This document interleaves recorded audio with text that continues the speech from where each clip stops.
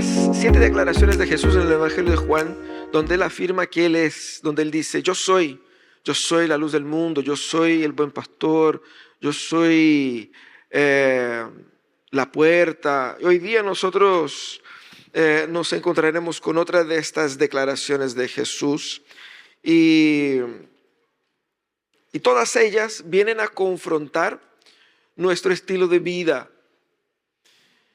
Y por hablar de estilo de vida, quisiera comenzar esta meditación cuestionando a ustedes cómo ha sido su vida, qué tan productiva han estado ustedes. ¿Estás viviendo una vida productiva? Quizás más de uno va a decir, no sé si mi vida está siendo productiva o no. Porque en gran medida, muchos de nosotros no nos hemos puesto algunas metas claras. Y por no tener metas claras, por no saber exactamente hacia dónde apuntar, no podemos medir los resultados. En términos macros, puede ser que en términos micros de repente pongamos una meta así como que quiero, no sé, comprarme algo, quiero bajar de peso, pero de eficacia de la vida es más grande, ¿no? La vida es más grande que eso. Y no solamente eso, nosotros no nos hemos puesto metas claras porque en gran medida no nos hemos cuestionado muy detenidamente en relación a nuestro propósito. Parece que algo suena ahí, ¿cierto? Ahí algo suena. No nos hemos cuestionado detenidamente con relación a nuestro propósito. ¿Para qué sirvo? Porque si defino lo que sirvo, tendré mejor definición de las metas. Pero en tercer lugar, nosotros entendemos que nos falta entender nuestro propósito porque en gran medida hemos ignorado nuestra propia identidad. Y vamos a hablar un poco sobre eso. Las metas tienen que ver con mi propósito y mi identidad. Y Jesús va a referirse a todo eso en su declaración donde Él afirma que Él es la vid verdadera. Seguramente usted va a decir, pastor, ¿de qué manera la vid verdadera tiene que ver con mi meta y con mi propósito y con una vida productiva? Seguramente Jesucristo nos va a iluminar en ese sentido. Abra su Biblia ahí en Juan capítulo 15, los versículos de 1 al 8. Juan 15. Jesús desde el capítulo 13 estaba ahí hablando a sus discípulos en esa última noche en que Él se encuentra con ellos y está instruyendo a sus discípulos, exhortándolos, animándolos, corrigiéndolos. Y dice así el capítulo 15, los versículos de 1 a 8. Yo soy la vid verdadera y mi Padre es el labrador. Toda rama que en mí no da fruto, la corta. Pero toda rama que da fruto, la poda para que dé más fruto todavía. Ustedes ya están limpios por la palabra que les he comunicado. Versículo 4. Permanezcan en mí y yo permaneceré en ustedes. Así como ninguna rama puede dar fruto por sí misma, sino que tiene que permanecer en la vid, así tampoco ustedes pueden dar fruto si no permanecen en mí. Yo soy la vid verdadera y ustedes son las ramas. El que no permanece en mí, como yo en él, el que permanece en mí, como yo en él, dará mucho fruto. Separados de mí, no pueden ustedes hacer nada. El que no permanece en mí es desechado y se seca, como las ramas que se recogen y se arrojan al fuego y se queman. Si permanecen en mí y mis palabras permanecen en ustedes, pidan lo que quieran y se les concederá. Mi Padre es glorificado cuando ustedes dan mucho fruto y muestran así que son mis discípulos. Jesús en ese texto está hablando a los discípulos en ese momento tan emblemático, preparando a los discípulos para su muerte. Él ya había anunciado que Él se iba, Él ya había anunciado que uno de ellos iba a traicionar. Judas en ese momento ya no estaba con ellos ahí. Ya había mencionado que Pedro le iba a negar, que los demás lo iban a abandonar. Y en ese momento de enseñanza y oración por los discípulos, Jesús los anima a que ellos permanezcan fieles. Pase lo que pase, permanezcan fieles. Y esa fidelidad no se medirá por otra cosa que no sea por los frutos. Y aquí en ese contexto Jesús echa mano de una metáfora muy interesante.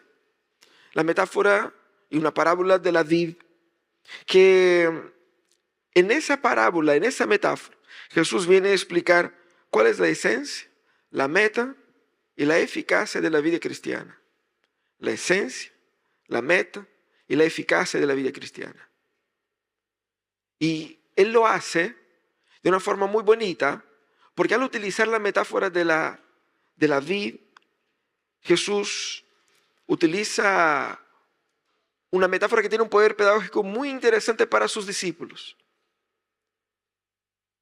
Y en esa metáfora, Él no solamente impacta el corazón de sus discípulos, porque es una metáfora que habla al corazón de ellos, pero también da a nosotros una perspectiva de qué manera nos relacionamos con Dios, qué es creer en Jesús y de qué manera debo vivir a la luz de eso.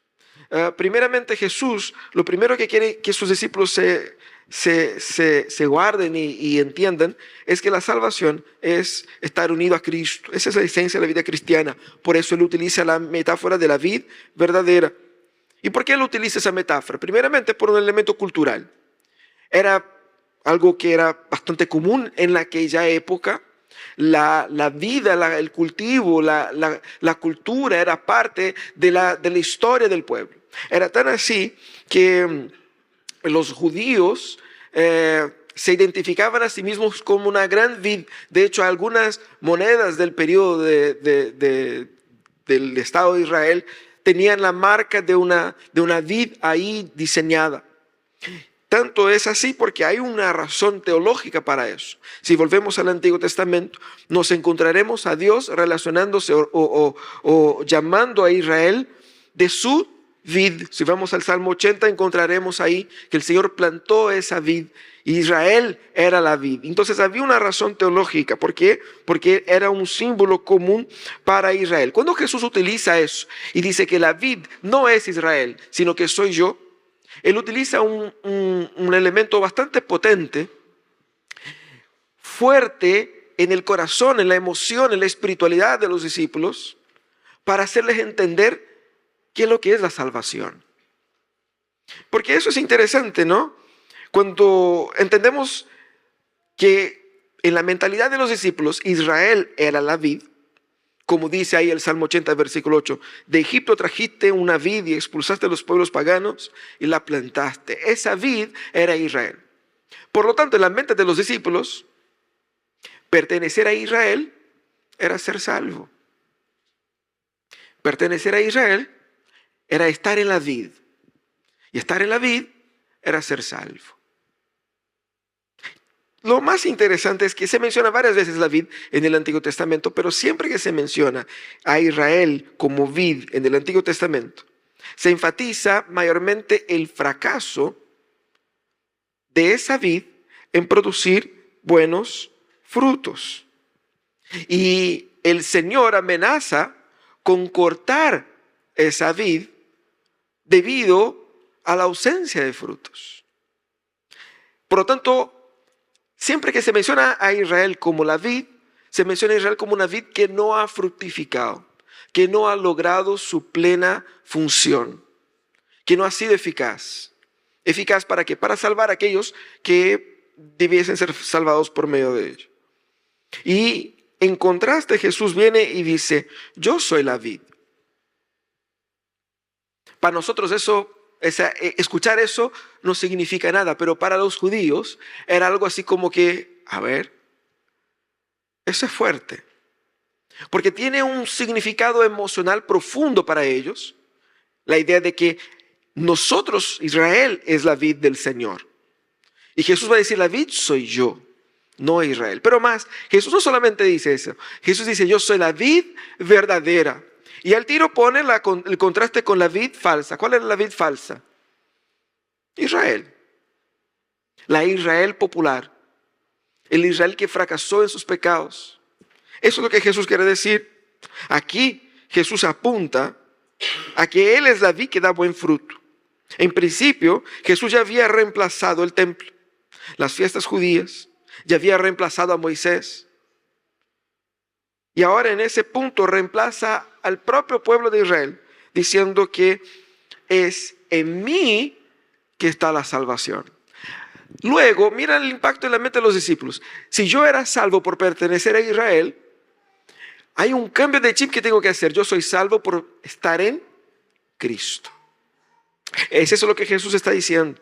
La verdadera vid no es, por lo tanto, ese pueblo que apostató del Señor y que rechaza al Salvador, sino que es el propio Jesús que salva a todos aquellos que son incorporados a Él. Por eso el tema de la vid y la salvación es muy importante, porque la vid representa el objeto mismo de la salvación. Y Cristo revela que no es estar en el pueblo. De igual manera que no es porque usted sea miembro de la iglesia que usted sea salvo.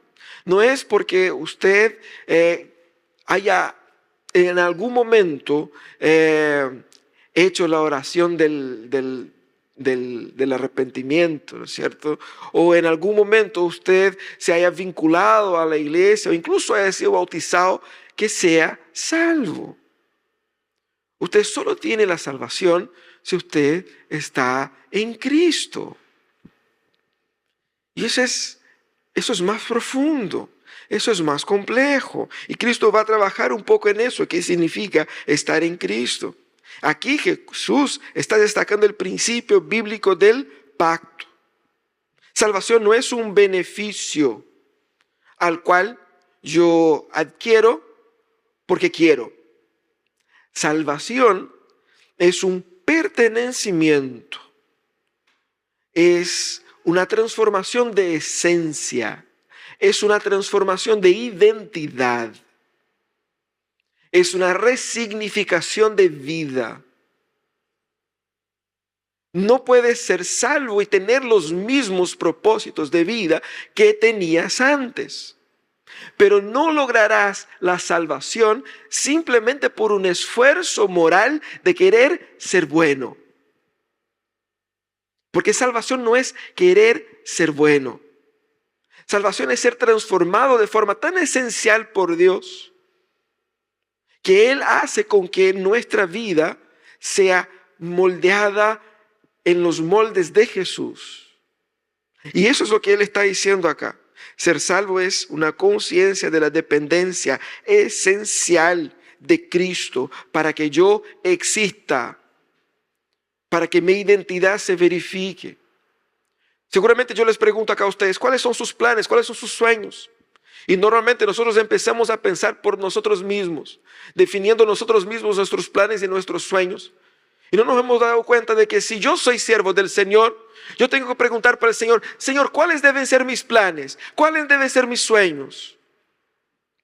Eso es lo que debo preguntarme a mí. Eso es lo que debe moldear mi vida. Porque eso es lo que soy. ¿Qué soy? ¿Quién soy? Ser salvo es eso. Salvación es la transformación de quién eres. Es un cambio de esencia, de identidad. Es una nueva naturaleza que se experimenta no por medio del esfuerzo moral, sino que por la fe y la gracia que nos une a Cristo. Jesucristo quiere que los discípulos entiendan eso. Por eso dice, yo soy la vid. Pero interesantemente Jesús dice, yo soy la vid y mi Padre es el labrador. ¿Y qué es lo que hace Dios? Es muy interesante porque dice, toda rama que en mí no da fruto, la corta. Pero toda rama que da fruto, la poda para que dé más fruto todavía. El propósito del discípulo, el propósito del creyente, el propósito del seguidor de Jesús es producir fruto. Uno pensaba que era ir al cielo, ¿no? Es producir fruto. Normalmente solemos pensar la vida cristiana en el sentido de que yo soy creyente, ahora tengo el derecho a que Dios me bendiga. Mi propósito es ser bendecido por Dios. Pero no es por ahí que Jesús pone la cuestión. Él dice el propósito por el cual Dios te hizo un discípulo suyo es para que tú des fruto. Y eso es lo que hace Dios en esa vida. Fíjate que no hay verdadero cristiano sin fruto. Producir fruto es la marca infalible del creyente. Tú puedes decir que tú crees lo tanto que tú quieras. Pero Jesús dijo, incluso en el capítulo anterior, que cuando ustedes se aman, la gente verá que ustedes son mis discípulos. El fruto es ya como una evidencia de ese amor. Ustedes son discípulos míos cuando producen los frutos que mi vida genera en ustedes. Por lo tanto, la meta nuestra es producir frutos. Frutos espirituales, ya vamos a hablar cuál de ellos, ¿no? El discípulo solo puede producir frutos, los frutos verdaderos, obviamente estando unido a la vid que es Jesús. Ahora, vemos aquí que el labrador primeramente lo que él hace es cortar las falsas ramas. Y después Jesucristo va a profundizar un poco más en eso. Pero lo que él quiere decir es que aquellos que no están unidos realmente, de verdad, a Cristo, no tienen vida. Pueden estar colgados, pueden estar vinculados, pueden que tengan una fe en el de arriba, en el Diosito. Puede que tengan un feeling, una historia religiosa. Pero esencialmente, si no producen fruto es porque no están vinculadas a la vid y Dios eventualmente los va a separar. Pero lo más interesante es que Él dice que aquellos que sí producen frutos, Él las poda. Podar es un trabajo que elimina el exceso para abrir espacio para una mayor producción, una mejor producción. Eso implica también en dolor, en sufrimiento, en ajuste, en corte, en disciplina. Y es eso lo que hace Dios. Y es interesante, comparando con lo que vimos ayer en el grupo de matrimonios, cuando hablábamos de la importancia de las tribulaciones en nuestras vidas. Vean cómo Dios nos poda, corrigiéndonos, poniéndonos en situaciones de tensión, de presión, de angustia, para corregirnos, para que podamos producir más frutos.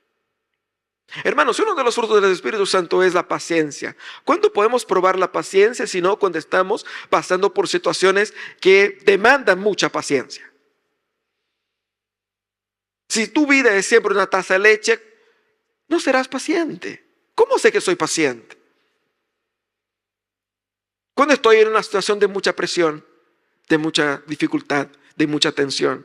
Y eso es lo que Dios normalmente tiende a hacer. El creyente necesita de constante cultivo, porque si no somos constantemente cuidados por Dios, nuestra tendencia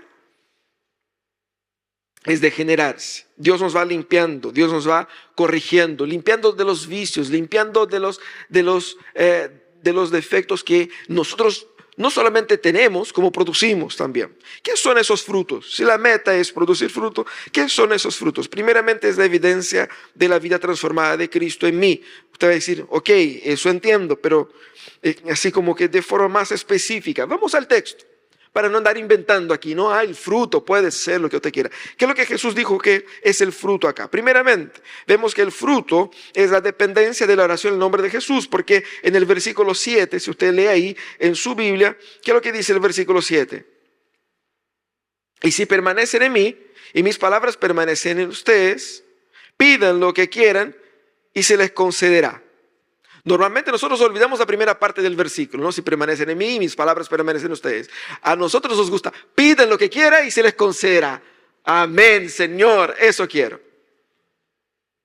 Pero lo que él está hablando es en armonía con el pertenecimiento a Cristo, con la experiencia de la vida cristiana, con ser cristiano. ¿Qué es lo que es ser cristiano? Es producir fruto. ¿Qué frutos son estos? Es esa total dependencia, porque si yo pido es porque necesito, y si necesito es porque dependo. Total dependencia, conciencia de mi total dependencia de Dios.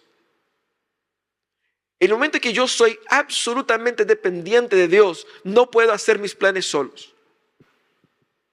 ¿Sí o no? Si dependo de Dios, si sé que dependo de Dios, no me arranco con los tarros por ahí. Dependo de que Él me dirija, me conduzca, de que Él provea. Por lo tanto, cuando habla aquí de la oración, es que hay un corazón en tal sintonía con la voluntad de Dios, porque depende de Dios, porque vive para Dios, que al pedir, Dios le concede. No es porque mi corazón, Dios se dobla a la voluntad de mi corazón, es al revés. Yo me doblo a su voluntad y cuando pido, pido lo que Él me quiere dar. También el fruto es la experiencia de la obediencia. Jesús dice en el versículo 10 de una forma bien evidente. Versículo 10 dice, si obedecen mis mandamientos, permanecerán en mi amor, así como yo he obedecido a los mandamientos de mi Padre y permanezco en su amor. Por lo tanto, el permanecer está estrechamente vinculado a seguir las palabras de Jesús y a obedecer a sus mandamientos. También en el versículo 11, Él dice, les he dicho esto para que tengan en mí alegría y así la alegría de ustedes sea completa. El fruto no solamente es esa sintonía única con Dios, de querer lo que Dios quiere, esa dependencia completa de Dios, sino que también la obediencia a las palabras de Jesús, la experiencia de la alegría de Jesús. Y aquí es interesante porque no siempre estamos alegres. Él no está hablando de una alegría circunstancial, porque la vida hay momentos tristes y momentos felices. Jesucristo estuvo triste en un momento, feliz en otro. No es eso. No es así como que yo no tengo variación emocional. No, Él está hablando de una comprensión de la vida que produce una satisfacción, una alegría por entender cómo la vida funciona. Por entender que independiente de los altibajos, yo sé que el control está tan firme en las manos de Jesús. Por eso Él dice, mi alegría está en ustedes. Jesucristo estaba a pocas horas de ser crucificado. Jesucristo estaba a menos horas aún de sufrir en el Getsemaní. ¿Por qué Él está hablando de alegría aquí? ¿Qué alegría es esa? Es la alegría de, al obedecer plenamente a la voluntad del Padre, sentirse realizado porque su vida logró con su propósito. Lo que Él quiere es que nosotros entendamos que la alegría de Cristo debiera ser la nuestra. Pero nosotros no queremos y no nos preocupamos con la alegría de Cristo. Preocupémonos con la nuestra. Pero eso no es ser cristiano. Y eso es lo que Jesús dice. Ser mi discípulo es alegrarme con lo que yo me alegro, para que ustedes tengan mi alegría. Versículo 12, el fruto también es ese amor mutuo por ustedes, que dice el versículo 12 ahí, dice, y este es mi mandamiento, que se amen los unos a los otros como yo los he amado. Eso es fruto de este estar en Cristo. En otras palabras, lo que Jesús está diciendo es que todo lo que yo siento, todo lo que yo hago, es lo que ustedes deben hacer. ¿Qué es lo que es el fruto en nuestras vidas? Es vivir como Jesús vivió. Porque Jesús estaba en plena obediencia al Padre. Nosotros debemos estar en plena obediencia a Jesús. Jesús nos amó hasta el fin. Debemos amarnos nosotros unos a otros. Jesús se alegró incluso cuando Él estaba a minutos de una terrible y dolorosa crucifixión. Él se alegró no porque Él le gustaba sufrir. Él se alegró por la paz y la certeza de que Él estaba en el centro de la voluntad de Dios. Y eso es lo que debe producir en nosotros alegría. Esos son frutos. Los frutos que Dios quiere ver en nosotros. Y más, ese fruto tiene que redundar también en testimonio. Menciona ahí, ¿no es cierto? El versículo 16 y el versículo 27. Dice, el versículo 16 dice, no me escogieron ustedes a mí, sino que yo los escogí a ustedes y los comisioné para que vayan y den frutos y que perdure el fruto de ustedes. Y así les dará el Padre todo lo que pidan en mi nombre. Esa parte también nos gusta, ¿cierto? El punto es, ¿qué es lo que significa dar frutos? Es ser más parecido a Jesús. En obediencia, en amor, en dependencia, en alegría. Pero ¿para qué debo dar fruto? Porque quizá uno va a decir, yo estoy medio debilucho. Yo no soy tan así. Hemos creído en una mentira satánica que te permite pensar que puedes ser discípulo de Jesús sin ser discípulo de Jesús. Puedes tener el cielo sin ser un muy buen alumno. Simplemente con que en su corazoncito creas y en algún momento haga una oración de que sí creo, ya está. No es tan así. Porque lo que va a decir la palabra de Dios es que yo solo creo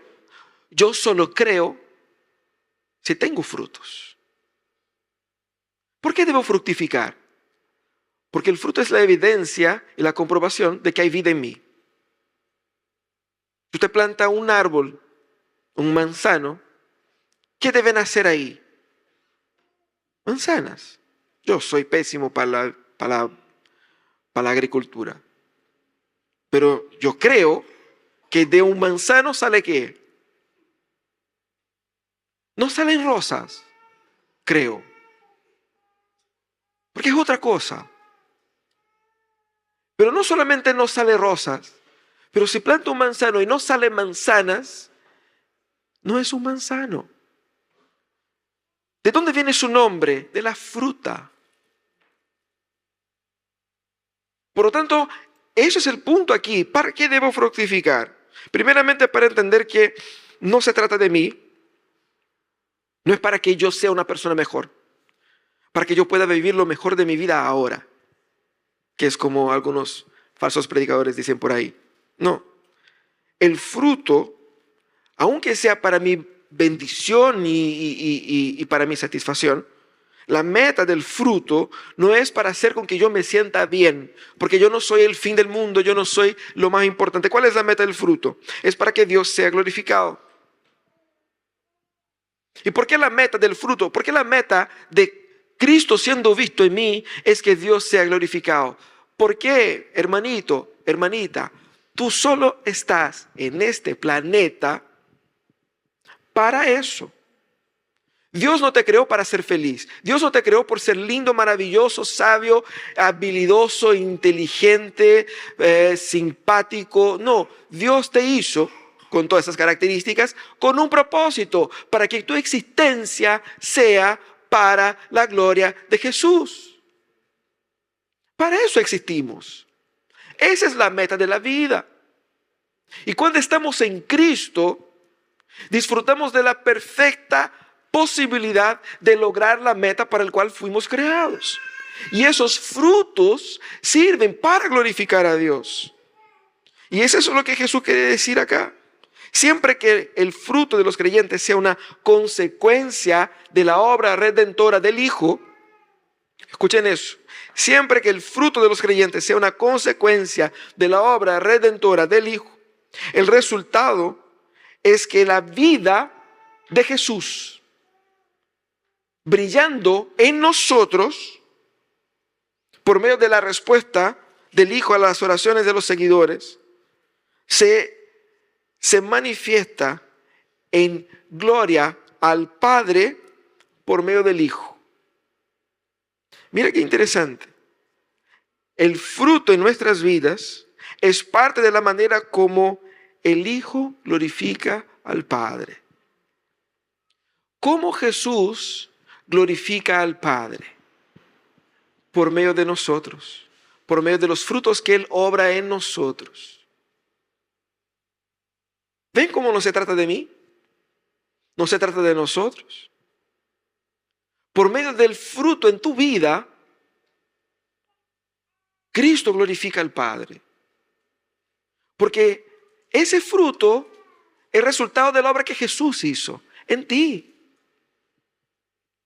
Y Dios es más glorificado en tu vida. Y nosotros participamos de esta comunión divina del Padre y del Hijo. Eso es estar en Cristo. Nosotros debemos entender que nuestra meta en la vida es unirnos a la meta de nuestro Salvador y encontrar para nosotros realización en lo que realiza a Cristo. Es vivir por Él. Es encontrar en Él alegría en su vida. Normalmente tratamos de utilizar a Cristo para alcanzar las metas para nuestras vidas, porque entendemos que salvación es un medio para, y que Cristo es un instrumento para mi felicidad personal. Por lo tanto, si Cristo es un simple instrumento para mi felicidad personal, lo que yo necesito es añadirlo a mi vida para que tenga más felicidad. Lo que Jesucristo va a decir es que no, la felicidad personal que tú tienes en tu cabeza es netamente pecaminosa, porque está separada del propósito para el cual fuiste creado. Tú fuiste creado para estar en Cristo. Tú fuiste creado para Dios, para la gloria de Dios.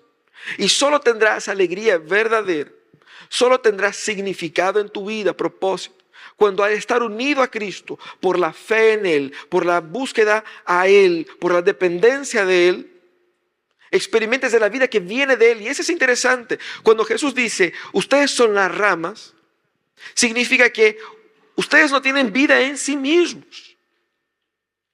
Pero hemos creído el cuento que sí. Lo único que necesito es un poquito de ayuda de Dios. Pero no es verdad.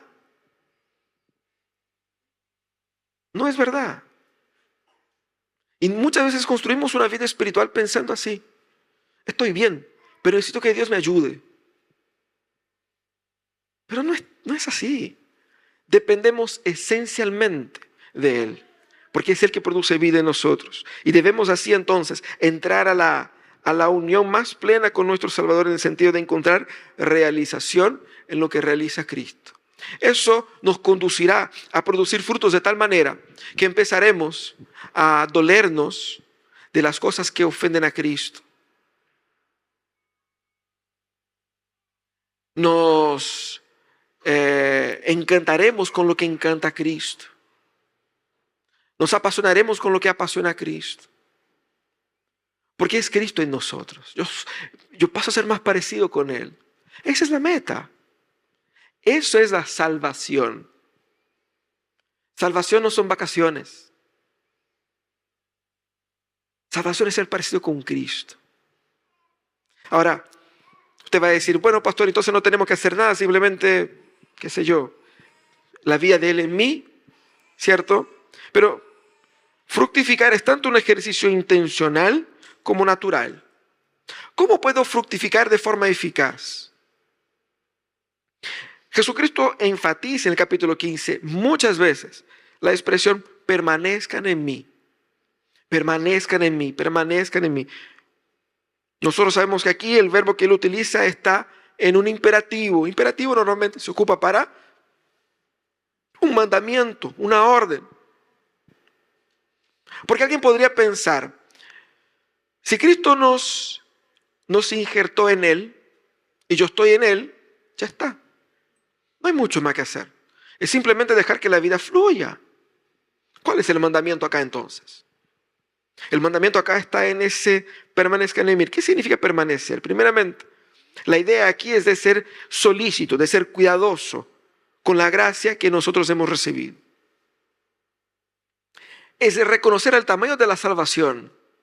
Porque lo que Jesús quiere decir es que, con la metáfora de la vid, es que nosotros no somos ramas naturales que hemos brotado de ahí. Pablo va a expandir un poco más eso. Nosotros no nacimos así. Estábamos separados de Cristo, pero Él nos injertó. Estamos afuera e hizo una incisión y un injerto de nosotros en esta vid para que de ahí pudiéramos obtener vida por medio de la vida que fluye de este árbol. Eso es lo que debemos entender. Permanecer es valorar primeramente el tamaño de la salvación que tenemos en Cristo. Implica, obviamente, en guardar los mandamientos, en tomar en serio lo que Jesús dijo y lo que Jesús ordena.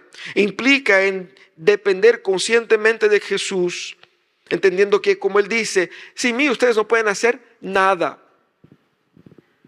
En otras palabras, no es que uno va a decir, ¿cómo no puedo hacer nada si yo he hecho un montón de cosas antes de conocer a Jesús?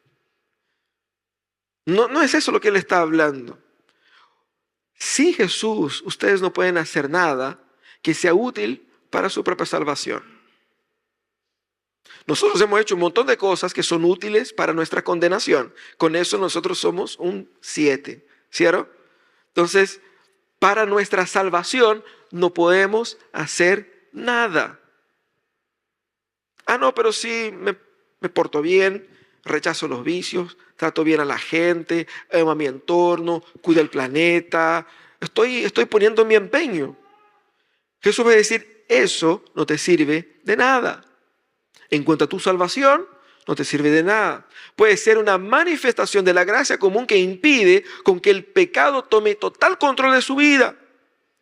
Hay unas pequeñas luces del Evangelio, de la gracia de Dios en ti, pero no significa que hayas sido salvo. Salvación implica en algo mucho más profundo. Y eso es lo que Él dice aquí. Permanecer es entender que dependo totalmente de Él. Es sincronizar nuestros corazones con los deseos de Dios. Por eso pedir y recibir, porque pido lo que Dios quiere. Eso es también el permanecer. Permanecer es la declaración de la fe práctica en la vida. Ahora, ese permanecer es, como dice el texto, intencional. Es un mandamiento que Jesús da. Lo que Jesús va es destacar los beneficios de permanecer, en los beneficios de estar en Él, los beneficios de perseverar en la fe, los beneficios de insistir en querer tener una vida cristiana que se vive en serio. Lo que Jesús quiere decir es, no finjan ser discípulos. Decidan serlo totalmente. Tomen eso en serio. Vendrán días difíciles donde ustedes serán perseguidos. Permanezcan firmes. No se dejen llevar porque en algún momento yo he creído, yo tengo un sentimiento con Dios. No, olviden esa bola. Es todo o nada. Sean o no sean, pero sean algo. Y eso es lo que Él dice, permanezcan en mí. Si ustedes permanecen en mí, ustedes producirán frutos. Si ustedes permanecen en mí, el Padre les escuchará. Y nosotros queremos creer en la mentira de que independientemente de que me consagre o no a Jesús, de que realmente me entregue o no a Jesús, de que Dios nos escucha. O sea, sordo no es, escuchará, pero no nos recibe. En la Biblia hay muchas indicaciones de oraciones no escuchadas por Dios. El pueblo de Israel que estaba rebelde, el Señor dijo, ya sabe qué, no, yo no escucho sus oraciones. Incluso en un momento Dios dijo, ya dejen de hacer esos sacrificios porque ya no sirve para nada. Porque ustedes están haciendo eso como un rito, pero no viene del corazón. Incluso en el Nuevo Testamento, el apóstol Pedro exhorta a los maridos que traten bien a sus esposas. Porque si el marido trata mal a su esposa, Dios no le escuchará la oración. ¿Por qué? Porque no están mostrando en su matrimonio los frutos de pertenecer en Cristo. Él no está tratando a su esposa con los valores y los principios de Cristo. Por lo tanto, ser escuchado por Dios es un privilegio, no un derecho. Dios no tiene obligación de escucharte. Y eso es lo que Jesús destaca aquí como uno de los beneficios de permanecer en Él. Y Cristo recuerda que uno de los principales motivos para permanecer en Jesús, para perseverar en esa fe en Él, para esforzarnos en crecer en Cristo, es porque fuera de Él no podemos hacer nada, fuera de Él estamos muertos. ¿Y sabe cómo el creyente que se deja llevar por una vida floja espiritualmente identifica que todo anda mal? Cuando todo a su alrededor empieza a desmoronarse y uno no tiene respuestas. Porque tu vida puede desordenarse por muchas razones, no solo por culpa de tu pecado. De repente uno puede experimentar una crisis en distintas áreas de su vida, pero de todas formas, el Señor nos puede dar recursos para soportarlo. El punto no es ese, el punto es, cuando todo va mal, el creyente empieza a entrar en desesperación. Pero es normal que entre en desesperación. No ora, no lee la Biblia, no es discipulado, viene a la iglesia una a las 500. No está siguiendo a Jesús. Te cree creyente, pero no lo es. Hay fruto, Hay evidencia, hay amor por Jesús, hay amor por los perdidos, hay amor por su palabra. Hay una clara dependencia de Dios que te lleva a orar todos los días. Orar de verdad, no orar, Señor, gracias por el alimento. Orar de verdad. Orar como quien depende de que por medio de esa oración me salve el día, me salve la vida, me salve mi familia. Eso es dependencia. Eso es permanecer. Y eso es intencional. No es porque el Señor me salvó y como protestantes reformados decimos una vez salvo, salvo para siempre. Pero ser salvo, salvo para siempre, es depender de Jesús siempre. Es tener que orar siempre, es tener que buscarlo siempre. Porque soy de Él para siempre.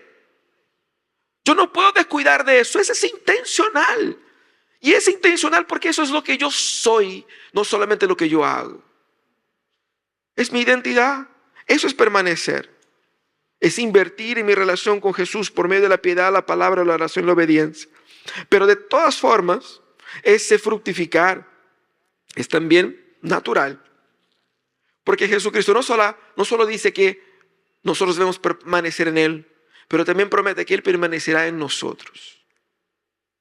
Aquí una promesa de una forma no tan evidente de la presencia y la habitación del Espíritu Santo en nosotros. Solo podemos dar fruto porque efectivamente es el Espíritu Santo en nosotros, obrando en nosotros. La palabra dice que es Él quien obra en nosotros, tanto el querer como el realizar. Por lo tanto, parece que entramos en contradicción. ¿Cómo puede ser que el Espíritu obra en nosotros, tanto el querer como el realizar, si nosotros tenemos que ser intencionales en buscar y querer? ¿Por qué Jesús llama a sus discípulos a que permanezcan si es el Espíritu que permanece en Él? Las dos cosas funcionan. ¿Sabe por qué funcionan así? Porque no somos robots. El Espíritu Santo no va a entrar en nuestras vidas y hacer así como una máquina que va limpiando todo por dentro. No, el proceso en nosotros es un proceso que trabaja en nuestras voliciones, en nuestros deseos, en nuestras intenciones y en nuestras decisiones. Y todos los días nos vemos enfrentados a la decisión de ¿busco a Dios o no? Y esa es una decisión humana que yo tengo que tomar y tengo la responsabilidad por la respuesta que me enfrento con esa pregunta. Todos los días te ves enfrentado a la decisión, ¿dependo de Dios o no? ¿Hago según la voluntad de Dios o no? Y es una decisión que tomamos. Pero la fuerza, la capacidad, la claridad de mente, la comprensión de la vida para tomar una decisión que sea la decisión correcta, que sea la decisión sabia, que sea la decisión de Dios, es trabajada en nosotros por el Espíritu Santo. Y mira cómo las dos cosas se van alimentando. En la medida en que busco más a Dios, más de Dios tengo en mí y más puedo ser parecido con Dios porque más Él trabaja en mí y más puedo querer a Él. Se va retroalimentando. Mientras más quiero a Dios, más Él da de sí mismo a mí. Y mientras más de Dios tengo en mí, más quereré de Dios a Él. Y así sigo. Eso es lo que Jesús quiere decir. Por eso el Padre nos viene a podar, nos viene a corregir y el Espíritu Santo perteneciendo en nosotros hace con que produzcamos más frutos y el Padre es glorificado en todo eso. Permanecer en Cristo es clamar para que Cristo permanezca en nosotros. Él nos exhorta a invertir en nuestro crecimiento al mismo tiempo que sabemos que no dependemos de nosotros para producir esos frutos. No es por el simple esfuerzo moral que logro convencer a Dios de algo. Es por la obra de Él en mí. Pero la obra de Él en mí obra un nuevo querer en mí también. Y ese es lo que debo buscar. Ahora, ese permanecer en Cristo también es obligatorio. ¿Por qué es obligatorio? El texto va a mostrar ahí de forma bien evidente. Jesús dice,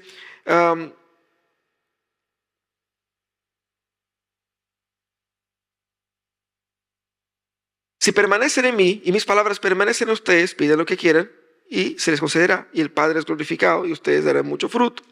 El que no permanece en mí es desechado y se seca como las ramas que se recogen y se arrojan al fuego. ¿Por qué Jesús está diciendo eso? Estaba todo muy bonito cuando Jesús decía, permanezcan en mí, mis palabras permanecen en ustedes y ustedes van a pedir todo lo que quieran y Dios les concederá. podía haber terminado ahí. ¿Por qué tenía que decir de que Dios va a cortar los que no producen frutos, los que no producen frutos los va a echar al fuego? ¿Por qué Jesús tenía que decir esas palabras que para nuestra cultura sobre todo suenan así como tan duras? Hay diversas exhortaciones en ese texto contra aquellos que desprecian la gracia de Jesús. Jesús está aquí marcando la cancha, mostrando claramente, mira, eso aquí va en serio. Eso no es opcional. Estar en Cristo y permanecer en Él no es una opción, no es un estilo de vida que yo puedo optar. No, sabe que ahora yo soy vegano, mañana decido ser solo vegetariano y el miércoles soy carnívoro. Y voy cambiando a la medida en que cambien las modas o el gusto o el que sea. Hoy día quiero ser más discípulo, así como que, no, hoy día no tanto, hoy día estoy así como más, quiero estar en la banca solamente. Jesucristo va a decir, no, aquí no funciona así. Aquí es todo nada. Lo que Él quiere decir es que, chicos, eso es muy importante. Eso es lo que Él está diciendo a sus discípulos.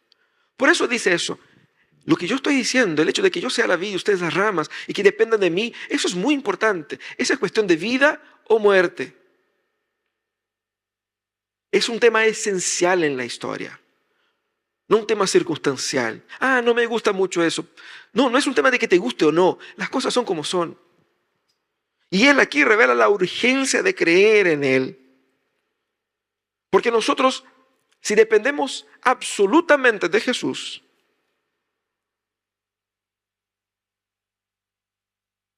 no tenemos otra opción.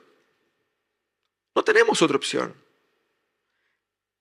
Lo que hace Jesús es interesante porque al mismo tiempo en que Él muestra que eso es así y no tenemos otra opción, Él revela que solo por el hecho de que Él me exhorte a mí y que me diga que yo no tengo otra opción, es una muestra de su favor. Es una muestra de que Él me ama. Él no baja perfil, porque si Él bajara perfil, yo saldría perdiendo. El momento en que Él sube la vara y muestra que eso es vida o muerte, llama mi atención. Es lo mismo, usted tiene un balcón en su casa, ponen rejas ahí, ponen protección para que sus hijos no se tiren de ahí, ¿sí o no? Sí, ¿por qué? Porque si su hijo se tira del balcón, ¿qué pasa? No va a volar, no es Spider-Man, no es Superman, se va a caer y va a morir. Es cuestión de vida o muerte. Entonces, cuando usted grita con su hijo, no subas ahí, es un acto de amor y no un castigo. El niño va a decir, ay, qué pesado. Tiene que ser pesado porque lo amas. Y Jesucristo está haciendo lo mismo acá. Está siendo pesado porque nos ama. Al decir, ojo, no jueguen con esto. Esto es así. O están en mí o están muertos. No hay término medio. Así que debemos entender que la eficacia del crecimiento cristiano está en entender que yo no debo despreciar la gracia que me ha sido dada. Yo debo ser intencional en perseguir la obediencia a Cristo. Al mismo tiempo que entiendo que lo que me hace crecer es su espíritu en mí. Ahora, volvemos a la pregunta que partimos, ¿no? Ustedes están creciendo. Están viviendo una vida de forma eficaz. Están produciendo frutos. ¿Cuáles son los frutos? Quizás los frutos que quisiéramos todavía no, pero deben haber algo. Porque de igual manera uno llega a un árbol que produce frutos. Los frutos están en distintas etapas de maduración. Es natural que un árbol nuevo tenga frutos que están en una etapa de crecimiento, una etapa inicial. No es natural que un árbol antiguo produzca poco o que sus frutos sean muy subdesarrollados. Ahí algo pasa. El punto aquí, cuando Jesús dice, yo soy la vid, es que no podemos echar culpa al árbol. Si yo no produzco frutos, el problema no está en que la vid es mala. El problema está en mí. Y Jesucristo pone de una forma muy clara, si están conectados a mí, ustedes van a fructificar. Es un hecho. La pregunta es, ¿cómo estoy creciendo? Si tengo dudas, primero tengo que verificar la comprensión de salvación. ¿Estás unido a Cristo efectivamente o guardas una fe nominal? Una fe social, cultural. ¿Has entendido lo que significa creer en Jesús? ¿Qué significa entregar su vida a Jesús? ¿Qué significa nacer de nuevo? Si crees que haya nacido de nuevo, puedes identificar cuáles son tus motivaciones y tus propósitos para guiar tu vida. ¿Cuáles son las metas para los próximos 6 meses en tu vida? Fin de año, ¿no? Diciembre, Navidad. Llegar vivo al fin de año. ¿Cuáles son las metas concretas? La mayoría de nosotros está en una etapa de la vida de pleno potencial cognitivo, físico, laboral, donde podemos echar mano a proyectos, sueños, planes. ¿Estamos ocupando los mejores años de nuestras vidas para la gloria de Dios? ¿O estamos gastando los mejores años de nuestras vidas para agradar nuestros corazones carnales, con bendiciones temporales, insignificantes y sin valor? ¿Estamos malgastando la vida?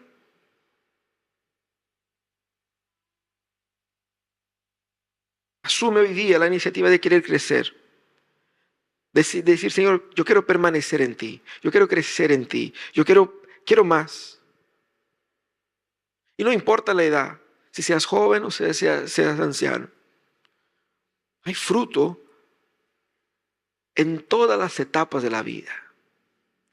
Tanto es así que Dios profetizó en el Antiguo Testamento, diciendo: vuestros hijos, haciendo referencia a los niños, profetizarán, hablarán con sabiduría, y vuestros viejos tendrán visiones. Y aquí esa profecía de Dios es fantástica. ¿Por qué? Porque está hablando de frutos, tanto para niños y adolescentes, que por medio del Espíritu Santo, del derramar del Espíritu Santo, estos niños y adolescentes tendrán comprensión, entendimiento de la voluntad de Dios. Eso significa profetizar. Vuestros hijos profetizarán. Y dice, vuestros viejos tendrán visiones, tendrán sueños. Porque normalmente se asocia a la edad mayor, a la edad del fin de la vida, el fin de los sueños. Porque ¿cuántos años me quedan? ¿Para qué voy a andar soñando, proyectando cosas? Y él dice, no, por medio del Espíritu Santo, vuestros viejos soñarán y vuestros hijos profetizarán. Por medio de la obra de Dios en nosotros. Asume la iniciativa hoy día de crecer, para que Dios te haga crecer por medio del Espíritu. Y por fin descansa de que si permanecemos en Él, Él permanecerá en nosotros. Y Él administrará su vida a nuestros corazones. Porque Él dijo, yo soy la vid verdadera y nosotros somos los ramos. ¿Eres un ramo? ¿Una rama que está conectada a la vid? ¿O eres una rama que está suelta y que efectivamente será desechada? Cierra tus ojos, vamos a orar. Señor amado.